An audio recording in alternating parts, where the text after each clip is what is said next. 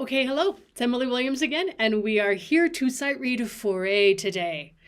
So we did some Foray earlier in the series. I believe we read Après un rêve, um, which is one of the simpler art songs by Foray. This one, today we're going to read En Prière.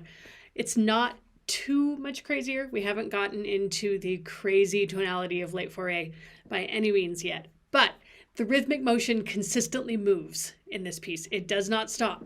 We have constant triplets the whole way. Sorry, I don't have my pedal going. The entire way. It's straight triplets the entire piece. So what's going to really help? Our chord reading skills are going to help, but more than that, reading freakishly far ahead, right? I'm a big fan of reading far ahead. I know I read freakishly far ahead, but I really feel like it saves me more often than not because I know what's coming way before it gets to me. So let's go ahead and look at this piece. As always, I'm going to scoot us up here a little bit. Time signature, key signature, tempo marking. So we are in the key of F major. Well, guess what? My pencil is white. Let's not do that. Let's make you purple, please. Okay, there we go. Our key signature is F major. 4/4, moderato, pretty basic, nice and soft, right? One of the hard things when you put this together with a singer, with a pianist, no, with a singer, is the singer consistently is in duples and the piano is in triples. If you can find the 2 against 3 between the two of you, it's really, really cool. I like it a lot. I have faith in every singer I've ever worked with that they can do it. But it's hard, and it just both the pianist and the singer need to be aware of what's going on. Anyway, so while I scan through this piece, it is even triplets the entire way. Now, I said at the beginning, it's really going to help us to read ahead and to read chords, right? Because my first bar is F major, second bar is F major going to B flat, D minor over B flat, honestly. Or you could call it a B flat 9 if you wanted, but whatever. 5/7, D minor with an added C, C7, right? Not that you have to do a chord analysis. I am not great at chord analysis. But the shape of the chords is going to help. It helps me a lot. I mean, even just the right hand in the end of the second bar into the third. Go, right. Those are obvious first inversion shapes. That is the shape of a first inversion chord, right? So I'm going to read a lot through chords, through harmony, and also through shape as far as reading ahead. There's a couple moments in, I have measure numbers 5, 1, 2, 3, 4, 5. The C, the G to the F, and the E. Sorry, I didn't do F. E. That's a big stretch, right? There's a couple of them later on because we are in 4/8. Even though this is simple 4/8, we're going to have a little bit of adventurous tonality, right? I might not need to play that F. Or, I could pick up with my right hand if I wanted. I don't know. Experiment with the shape of your hand. Experiment with, honestly, if I had to turn that F into a C because I couldn't get there, fine. You know the harmony, just revoice the chord. As we go on, it's really a lot of the same as far as our rhythmic pattern really isn't going to change for quite a while. I do start getting some accidentals through there, through the bottom of the first page. We get a little tonally crunchy. One of the things with 4/8, even when it's more simple 4/8, is he has a wonderfully, sometimes annoying habit of changing keys every bar, but not doing it with a key change, doing it with accidentals, right? So like top of this page, F, A minor, B major, C7, D minor, right? We are going to be very, very tonally unstable often. But at least my rhythm's not changing, so I can comprehend the accidentals. We have a crescendo to forte, which is really going to help your singer out if you can help build that. Again, when I'm flipping through this, all the accidentals, like all through here, that's all just, it's hairy. It's not awful, but it's worth paying attention to. And we don't get back to our basic F major until the melody returns.